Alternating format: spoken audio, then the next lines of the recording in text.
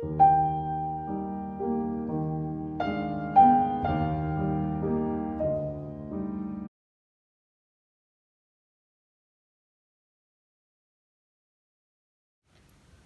जो कहानी मैं आपको सुनाने जा रही हूँ उसे लिखा है मशहूर लेखक चार्ल्स डिकेंस ने।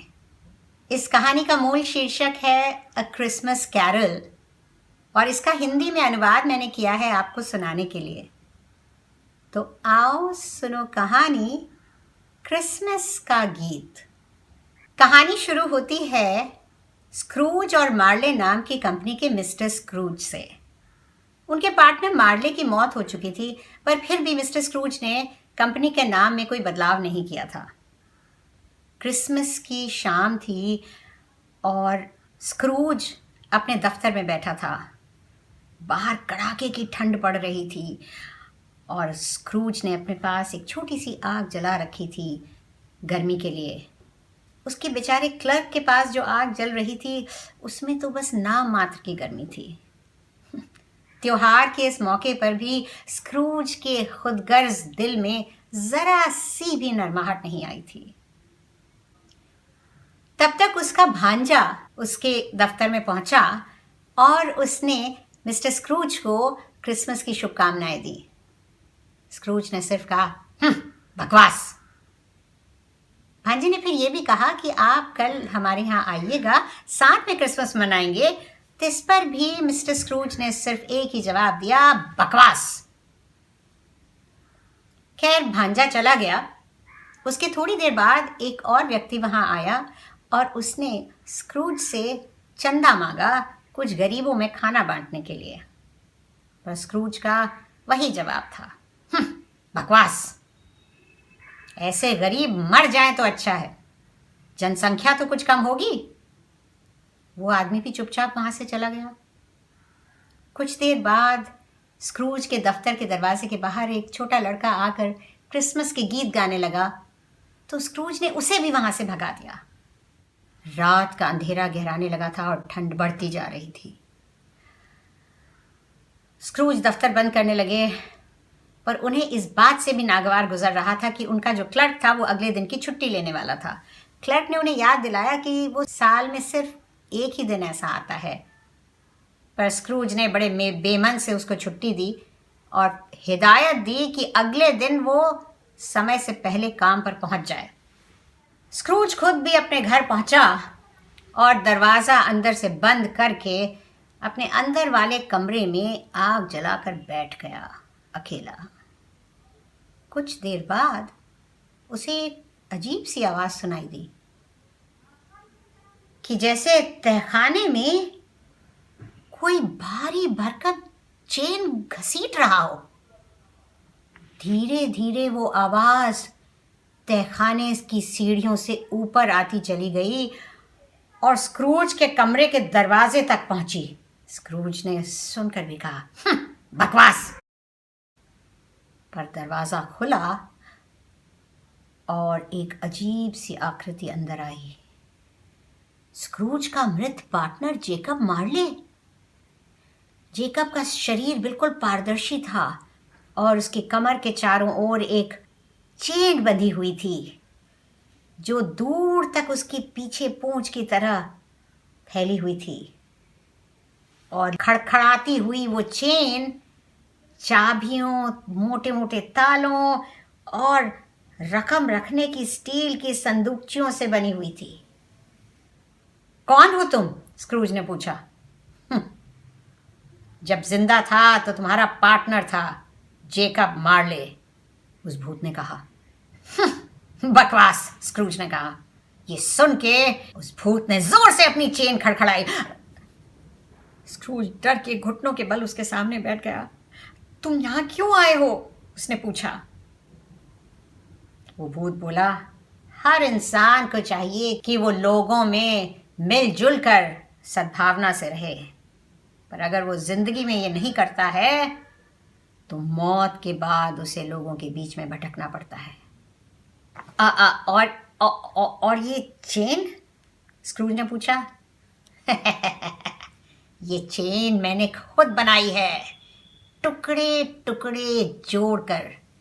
जब मैं जिंदा था। और एक बात बताऊं, तुम्हारी चेन तो 7 क्रिसमस पहले ही इतनी लंबी हो चुकी थी।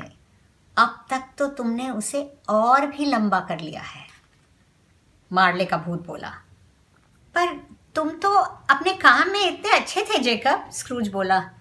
काम? भूत ने कहा, मेरा काम था लोगों के साथ हमदर्दी से रहना। पर आज मैं तुम्हें चेतावनी देने आया हूं। 3 भूत आएंगे तुमसे मिलने। पर क्यों? स्क्रूज ने कहा। पहला कल रात आएगा जब घड़ी 1 का घंटा बजाएगी। दूसरा उसके अगली रात 12 बजे आएगा। और तीसरा उसके अगली रात उस वक्त आएगा जब 12 बजे का आखिरी घंटा बजेगा। ये कह के जेकब मार्ले का वो भूत हवा में लहराता हुआ रात के अंधेरे में गायब हो गया। अचानक और भी कई भूतों की आवाजें सुनाई दी और उनकी चेन का खड़खड़ाना। फिर सब कुछ शांत हो गया। स्क्रूज बकवास कहते कहते रुक गया और चुपचाप अपने बिस्तर में लेटकर सो गया। रात को घड़ी ने जब 1 का घंटा बजाया तब स्क्रूज की आंख खुली। कमरे में उजाला सा हो गया था और उसके सामने एक अजीब सी आकृति खड़ी थी। एक आदमी जिसने एक सफेद उटंका सा चोगा पहना था और नंगे पांव था और उसके कमर में चोगे के ऊपर एक चमकीली सी पेटी यानी बेल्ट बंधी हुई थी। उसकी उम्र का पता लगाना मुश्किल था क्योंकि हालांकि उसके बाल सफेद और लंबे थे, उसके मुंह पर एक भी झुर्री नहीं थी। उसके हाथ में हॉली की एक हरी डाली थी। मैं बीते हुए क्रिसमसों का भूत हूं, उसने कहा। तुम्हारे बीते हुए क्रिसमसों का, स्क्रूज। चलो मेरे साथ। वो दोनों दीवार से गुजर गए और अपने आप को एक खुली सड़क पर खड़ा पाया। हवा साफ थी, आसमान खुला था और जमीन पर ताजी बर्फ पड़ी हुई थी। अरे, यहाँ तो मेरा बचपन बीता था, स्क्रूज आंखें पोंछता हुआ बोला। सामने से कुछ लड़के चले आ रहे थे, खिलखिलाते हुए और एक दूसरे को मैरी क्रिसमस कहते हुए। स्क्रूज को उनमें से हर एक का नाम बखूबी याद था। भूत ने कहा, ये सब पिछले दिनों की परछाइयां हैं, ये हमें नहीं दिख सकते। पर फिर भी उनका मैरी क्रिसमस कहना स्क्रूज को इतना अच्छा क्यों लग रहा था? क्या मायने थे स्क्रूज के लिए क्रिसमस के? भूत ने आगे कहा, एक बच्चा अभी भी स्कूल में है। मैं जानता हूं, स्क्रूज रोता हुआ बोला। स्कूल की बिल्डिंग की खिड़कियों के कुछ कांच टूटे हुए थे और कमरे बिल्कुल ठंडे। ऐसे ही एक कमरे में अकेला एक डेस्क पर बैठा एक बच्चा एक छोटी सी आग के पास पढ़ रहा था। स्क्रूज अपने बचपन के रूप के पास बैठ गया। बेचारा, उसने कहा और फिर रोने लगा। काश, उसने कहा, पर अब तो बहुत देर हो चुकी है। क्या हुआ? भूत ने कहा। नहीं, कुछ नहीं। कल शाम मेरे दरवाजे के बाहर एक छोटा बच्चा आकर क्रिसमस के गीत गा रहा था। मुझे उसे कुछ दे देना चाहिए था। भूत ने मुस्कुराकर कहा, चलो एक और क्रिसमस देखते हैं। अब वो नन्हा स्क्रूज एक कमरे में अकेला बैठा था। दरवाज़ा बंद था। स्कूल के सभी बच्चे छुट्टियों में अपने घर चले गए थे। वो उदास बैठा था कि तभी दरवाज़ा खुला। एक नन्ही सी लड़की दौड़ती हुई आई और उसके गले में अपनी बाहें डाल दी। भैया चलो, तुम्हें लेने आई हूँ। हम लोग क्रिसमस की छुट्टियाँ साथ में मनाएंगे और खूब मज़ा करेंगे, वो बोली। तुम्हारी बहन? भूत ने कहा। पर अब उसकी मौत हो चुकी है। एक बेटा है शायद उसका, तुम्हारा भांजा। हाँ, स्क्रूज ने बहुत ही उदासी भरे स्वर में कहा। अब वो एकदम से शहर के बीचों बीच की सड़क पे पहुंचे जहां चारों तरफ रोशनी थी, और वो एक गोदाम के सामने आके रुक गए। भूत ने कहा, पहचानते हो? पहचानता हूँ, स्क्रूज ने कहा, मैंने यहाँ काम सीखा था। मेज के पीछे बैठे एक बुजुर्ग को देखकर स्क्रूज बोला, अरे ये तो फेज़विग है। तब तक युवा स्क्रूज और एक और नवयुवक साथ में अंदर घुसे। मिस्टर फेज़विग ने अपना पेन मेज पर रखा, सामने टंगी घड़ी की ओर देखा और कहा, अब काम बस, क्रिसमस ईव है आज। देख एबेंजर, चलो सब तैयारी करो। मिनटों ही मिनटों में कमरा साफ हो गया, लैंपों की रोशनी तेज कर दी गई, आग में और लकड़ियां लगा दी गईं, और बस गोदाम एक सुंदर बॉलरूम में बदल गया। मिसेस फेज़विग अपनी तीनों बेटियों के साथ आई। उस दफ्तर में काम करने वाले, उस गोदाम में काम करने वाले बाकी सभी कर्मचारी, युवक और युवतियां आए, और एक वायलिन वादक आकर वायलिन बजाने लगा, और दूध वाला, ब्रेड बनाने वाला, काम करने वाली, खाना बनाने वाला, वो सब वहां आके इकट्ठे हो गए। और उसके बाद सबने क्या मजा किया, डांस हुए, खेल हुए, और तरह तरह के पकवान खाए गए, मिन्स पाइज, रोस्ट बीफ, और ढेर सारी एल भी पी गई। स्क्रूज को ये सब देखने में इतना मजा आ रहा था कि कुछ पल के लिए वो बिल्कुल भूल गया कि वो कहाँ है। फिर उसे अपने बगल में खड़े हुए भूत का भान हुआ, जो बड़े ध्यान से उसे देख रहा था। इन साधारण लोगों को कुछ पल के लिए खुशी देना कोई बड़ी बात नहीं है, भूत ने कहा। बड़ी बात? स्क्रूज बोला, ऐसा नहीं है। फेज़विग चाहे तो हमारे काम को दिलचस्प बना सकते हैं या नीरस बना सकते हैं, ये ताकत है उनके पास। जो खुशी मिस्टर फेज़विग देते हैं उसकी कीमत आंकी नहीं जा सकती, वो बोला और चुप हो गया। क्या हुआ? भूत ने कहा। नहीं, कुछ नहीं, मुझे एकदम से ख्याल आया कि मुझे अपने क्लर्क बॉब से कुछ कहना चाहिए। अब ज़्यादा वक्त नहीं है, बीते क्रिसमसों के भूत ने कहा। चलो। स्क्रूज ने फिर अपने आप को देखा। अब उसकी उम्र बढ़ गई थी और उसके बगल में एक सुंदर नवयुवती बैठी रो रही थी। तुम मुझसे ज़्यादा अपनी दौलत को प्यार करते हो, तुम्हारे जीवन में मेरे लिए जगह नहीं है। अलविदा एबेंजर।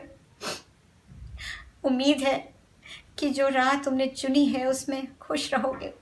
बस बस, मैं और बर्दाश्त नहीं कर सकता, स्क्रूज चिल्लाया, मुझे वापस ले चलो। वो बिल्कुल थक कर पस्त हो गया था। उसे आभास हुआ कि वो अपने कमरे में अपने बिस्तर पर है, और वो थक कर गहरी नींद में सो गया। स्क्रूज इंतज़ार कर रहा था, और अगली रात जब घड़ी ने 1 का घंटा बजाया तो उसे बगल के कमरे से कुछ रोशनी आती दिखाई दी। दरवाज़ा खोलकर वहाँ गया तो उसने देखा कि पूरा कमरा क्रिसमस के लिए सजा हुआ था, और तमाम स्वादिष्ट खाने की चीज़ें रखी हुई थीं, और एक बढ़िया लपलपाती आग जल रही थी कमरे में। और कमरे में एक तरफ एक ऊंचा लंबा आदमी बैठा था, अपने हाथ में एक मशाल पकड़े जिसकी रोशनी चारों तरफ फैल रही थी। उसने एक हरा चोगा पहना था और उसके सर पे एक रीत थी। मैं वर्तमान क्रिसमस का भूत हूँ, उसने कहा। मेरा चोगा छुओ। और अचानक वो आग, वो सजावट, वो खाने की चीज़ें सब गायब हो गईं उस कमरे के साथ साथ, और अब वो दोनों शहर के बीचों बीच खड़े हुए थे, क्रिसमस की सुबह, जहाँ लोग इधर से उधर आ जा रहे थे। वर्तमान क्रिसमस का भूत उसे सीधे उसके क्लर्क बॉब क्रैचेट के घर ले गया, जहाँ मिसेस क्रैचेट एक घिसी हुई ड्रेस पहने अपने बच्चों के साथ इंतज़ार कर रही थी अपने पति का। दरवाज़ा खुला और बॉब अंदर आया। उसके कंधे पर कमज़ोर टाइनी टिम बैठा हुआ था, अपनी छोटी सी बैसाखी लिए हुए। बॉब ने कहा, नन्हा टिम कह रहा था कि क्रिसमस के दिन लोग उसे चर्च में देखेंगे तो उन्हें अच्छा लगेगा, क्योंकि उन्हें उसकी याद आएगी जो लंगड़ों को चला सकता है और अंधों को दृष्टि दे सकता है। खाना लग गया था, सब लोग खाने बैठे। बॉब ने खाने की तारीफ़ की और फिर सब ने प्रार्थना की खाने से पहले। क्रिसमस की बहुत बहुत बधाई। भगवान हमको आशीर्वाद दें।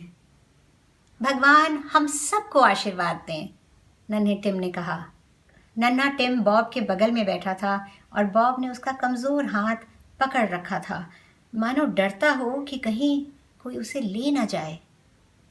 स्क्रूज के मन में एक ख्याल आया और उसने वर्तमान क्रिसमस के भूत से पूछा, मुझे बताओ, ये नन्हा टिम जिंदा रहेगा ना?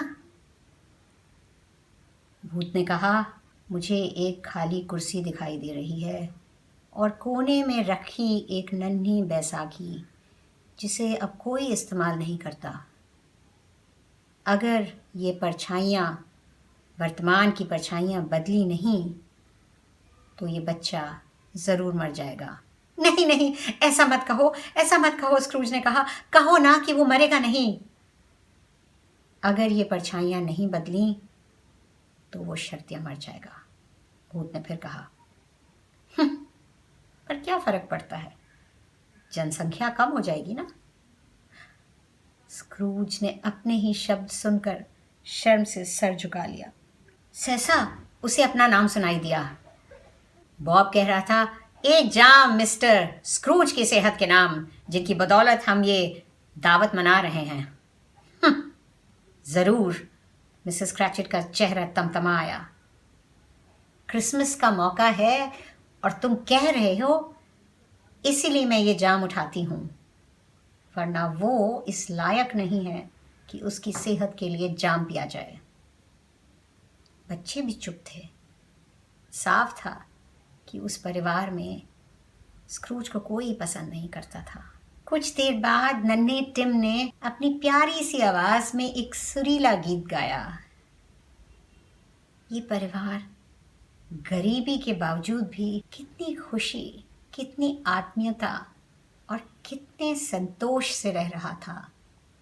स्क्रूज देर तक नन्हे टिम को देखता रहा। इसके बाद वो लोग कई और जगह गए, कोयले की खानों में काम करते मजदूरों के पास, और दूर बड़े बड़े समुंदर में बड़े बड़े जहाज़ों में, और जहाँ भी वो गए उन्होंने लोगों को खुशियाँ मनाते हुए देखा, क्रिसमस के गीत गाते हुए देखा, और चाहे भला इंसान हो चाहे बुरा हो, वो किसी ना किसी से प्यार से कुछ ना कुछ ज़रूर कह रहा था उस दिन। तभी स्क्रूज को किसी के हंसने की आवाज़ सुनाई दी। वो उसके भांजे के घर के पास थे। उसका भांजा कह रहा था, बकवास, वो कहते हैं कि क्रिसमस बकवास है। बड़ी अजीब है वो, मगर मुझे उन पर दया भी आती है। अपने इस रूखे व्यवहार के कारण उन्हीं को अकेलापन झेलना पड़ता है। स्क्रूज ने देखा उसके घर में दावत हो रही थी, लोग खेल खेल रहे थे और खाना पीना चल रहा था, गीत गाए जा रहे थे, डांस हो रहा था। स्क्रूज को वहां बहुत मजा आया और वो भी जोर जोर से उनके साथ आवाज में आवाज मिलाकर गीत गाता रहा देर तक। वो वहां और रुकना चाहता था, पर वर्तमान क्रिसमस के भूत ने कहा, नहीं नहीं, अब देर हो गई है, चलो।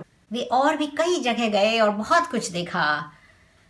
रात बड़ी लंबी थी और स्क्रूज ने देखा कि वर्तमान क्रिसमस का भूत कुछ कुछ बूढ़ा हो चला था। रात के 12 बजने वाले हैं और मेरा वक्त अब खत्म हो रहा है, वो बोला। रात के 12 बजे के घंटे बजने शुरू हुए और वो भूत गायब हो गया। जैसे ही 12 बजे का आखिरी घंटा बजा, स्क्रूज को जेकब मार्ले की भविष्यवाणी याद आई और उसने उत्सुकता से आगे देखा तो पाया कि कोहरे में से एक आकृति उभरती हुई आई, जिसने एक लंबा चोगा पहना था जिससे उसका सर भी ढका हुआ था और सिर्फ उसका एक हडा सा हाथ दिखाई पड़ रहा था। वो स्क्रूज के पास तक आई। स्क्रूज की टांगें डर से कांप रही थी। उसने कहा, भविष्य के क्रिसमस के भूत, तुमसे मुझे सबसे डर लग रहा है, मगर मैं जानता हूँ कि औरों की तरह तुम मेरे भले के लिए ही आए हो। उस मनहूस दिखने वाले भूत ने कोई जवाब नहीं दिया, बस अपने हाथ से आगे की तरफ इशारा किया। अब वो दोनों शहर के एक चौराहे पर खड़े हुए थे, जहाँ कुछ लोग खड़े किसी के मरने की बात कर रहे थे। एक आदमी जमाई लेता हुआ बोला कि अरे उसकी अंतिम क्रिया तो सस्ते में ही निपट जाएगी, क्योंकि कोई आएगा ही नहीं। वो थोड़ा और आगे बढ़े और अब शहर के एक गंदे बदबूदार इलाके में जा पहुंचे, जहां आसपास सिर्फ गंदगी ही गंदगी थी। वहां स्थित जो की दुकान में लोग पुराना सामान आके बेचते थे। उन्होंने देखा कि 2 औरतें और एक आदमी गठरियां लिए और हंसते हुए उस दुकान में आए। उस आदमी ने अपने गठरी में से एक पेंसिल का डब्बा और एक ब्रूच निकाला और जो को दिया, और जो ने कुछ पैसे उसको दिए। स्क्रूज ने कहा, मेरे पास भी ऐसे ही पेंसिल का डब्बा और ब्रूच है, पर उसकी कीमत कहीं ज़्यादा है। फिर औरतों में से एक आगे आई और उसने अपनी गठरी खोलकर उसमें से चादरें, तौलिए, चांदी की चमचें और कुछ बूट्स निकाले। जो ने उस सामान का भी कुछ हिसाब लगाकर पैसा उस औरत को दिया। स्क्रूज बोला, मेरे पास भी ऐसे ही चांदी की चमचे हैं। फिर दूसरी औरत आगे आई और उसने अपनी बड़ी सी गठरी खोली और उसमें से कोई भारी से कपड़े के पर्दे निकालने शुरू करे। जो बोला, अरे तुमने उसके पलंग के पर्दे तक उतार लिए और कंबल भी। वो औरत हंसी, और क्यों ना उतारती, अरे मैंने तो उसकी महंगी कमीज भी उतार ली, बर्बाद ही होती दफन होकर। ये कह के उसने सारा सामान वहां रखा। पैसे पाकर वो औरत जोर से हंसी। चलो किस्सा खत्म हुआ। अरे जीते जी तो उसने किसी को अपने पास आने नहीं दिया, पर मरते मरते हमारा अच्छा फायदा करा गया। मैं समझा, स्क्रूज बोला, मेरा भी यही हश्र हो सकता है। और अचानक वो एकदम खौफजदा हो गया। ये क्या है? उसने देखा, एक कमरे में एक पलंग पड़ा है जिस पर सिर्फ एक चादर है, और उस चादर के नीचे किसी आदमी का शव पड़ा हुआ था।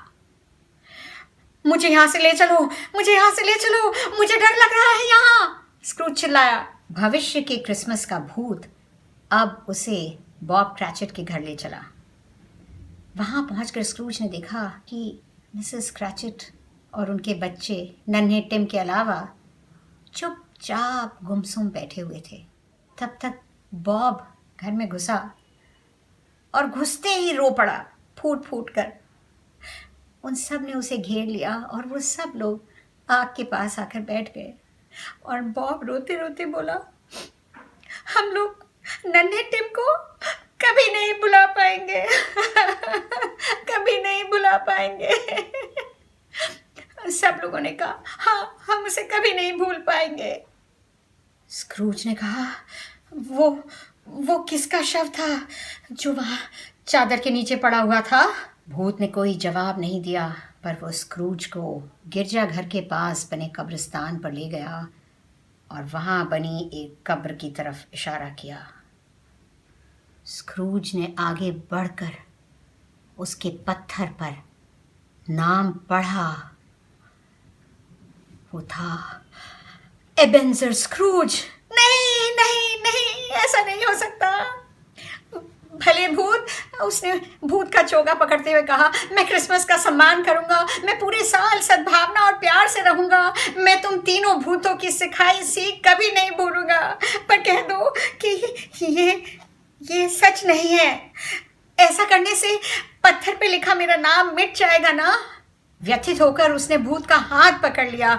भूत का चोगा सिकुड़ने लगा और सिकुड़ते सिकुड़ते बदल गया एक पलंग के पाए में।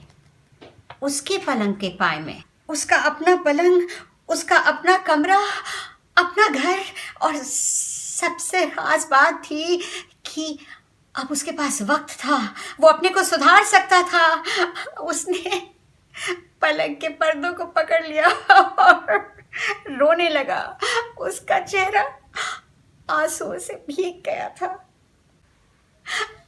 मुझे समझ नहीं आ रहा है कि मैं क्या करूं। स्क्रूज रोने के साथ साथ हंसते हुए बोला, मैं फूल सा हल्का और बच्चों सा खुश हूं आज। मुझे पता नहीं आज क्या दिन है, क्या तारीख है, पर कुछ फर्क नहीं पड़ता। मुझे कुछ नहीं मालूम है, पर कुछ फर्क नहीं पड़ता। तभी चर्च के घंटे बजने शुरू हुए जोर जोर से। स्क्रूज दौड़ कर गया और उसने अपनी खिड़की खोल दी और फिर सर निकाल कर बाहर झांका। खुला आसमान, बढ़िया हवा और चर्च के बजते हुए घंटों की खुशनुमा आवाज, सब कुछ कितना लाजवाब था, कितना कितना लाजवाब। उसने खिड़की से झांक कर नीचे जाते एक लड़के से पूछा, सुनो, आज क्या दिन है? लड़के ने जवाब दिया, अरे आज क्रिसमस है, आज क्रिसमस है। ओह, तो मैंने क्रिसमस खोया नहीं, मैंने एक दिन भी नहीं खोया। ये सब कुछ, ये सब भूतों से मिलना सब एक रात में हो गया। और उसने फिर लड़के से पूछा, सुनो, तुम वो नुक्कड़ वाला मुर्गी खाना जानते हो क्या? लड़के ने कहा, हाँ, और वहाँ वो जो एक बड़ा सा टर्की टंगा हुआ है, वो जो मेरे जितना बड़ा है, करीब करीब, हाँ हाँ हाँ, वही। दौड़ के जाओ और उस मुर्गी खाने के मालिक से बोलो कि मैं वो टर्की खरीदना चाहता हूँ। जल्दी जाओ, मैं तुम्हें इनाम दूंगा। और उससे कहना कि वो यहाँ आए, जिससे मैं उसे बता पाऊँ कि टर्की कहाँ भेजना है। लड़का तीर की तरह भागा। ये टर्की में बॉब क्रैचेट के घर में भेजूंगा। स्क्रूज हाथ मलते हुए बोला, उसे पता भी नहीं चलेगा कि किसने उसे ये टर्की भेजा है। टर्की इतना बड़ा था कि उसे ले जाने वाले को स्क्रूज ने टैक्सी से भेजा। उसने हंसते हंसते लड़के को इनाम दिया, हंसते हंसते टर्की की कीमत चुकाई, हंसते हंसते टैक्सी वाले को पैसे दिए, और जब वो सब चले गए तो वो जोर जोर से हंसता रहा और हंसते हंसते अपनी कुर्सी पर बैठ गया और हंसता चला गया कि जब तक उसे रोना नहीं आने लगा। फिर वो उठा, उसने अपने सबसे बढ़िया कपड़े पहने और अपने घर से बाहर निकल कर आया और आसपास आते जाते लोगों का मुस्कुरा मुस्कुरा कर अभिवादन करने लगा। और जब 3-4 लोगों ने उससे कहा, good morning sir, merry Christmas, तो उसे लगा कि इतनी बढ़िया बात तो उसने आज तक सुनी ही नहीं है। फिर वो चर्च गया और वहाँ से लौटते समय उसे वो आदमी मिला जो पिछले दिन उसके पास चंदा मांगने आया था और मायूस होकर गया था। स्क्रूज ने उसे रोक कर उसका अभिवादन किया, उससे क्रिसमस की बधाई दी और उससे माफ़ी मांगते हुए कहा कि वो एक बड़ी रकम का चेक तैयार रखेगा उसके लिए। वो आदमी हतप्रभ रह गया। बच्चों का सर थपथपाना, लोगों का अभिवादन करना, मुस्कुराना और उनके बीच में चलना, ये सब इतनी खुशी दे सकता है, ये तो कभी स्क्रूज ने सोचा ही नहीं था। इसके बाद वो अपने भांजे के घर पहुंचा और वहाँ एक शानदार पार्टी का मज़ा लिया। खूब डांस किया, गाने गाए, बढ़िया बढ़िया खाना खाया, खेल किए और फिर घर वापस आया। मगर अगले दिन वो सुबह जल्दी ही अपने दफ्तर पहुंच गया, क्योंकि वो बॉब क्रैचेट को देर से आते समय पकड़ना चाहता था। बॉब पूरे 18 मिनट देर से पहुंचा और आते ही तुरंत स्टूल खींचकर बैठ गया और लिखना शुरू कर दिया। इतनी देर से आए हो?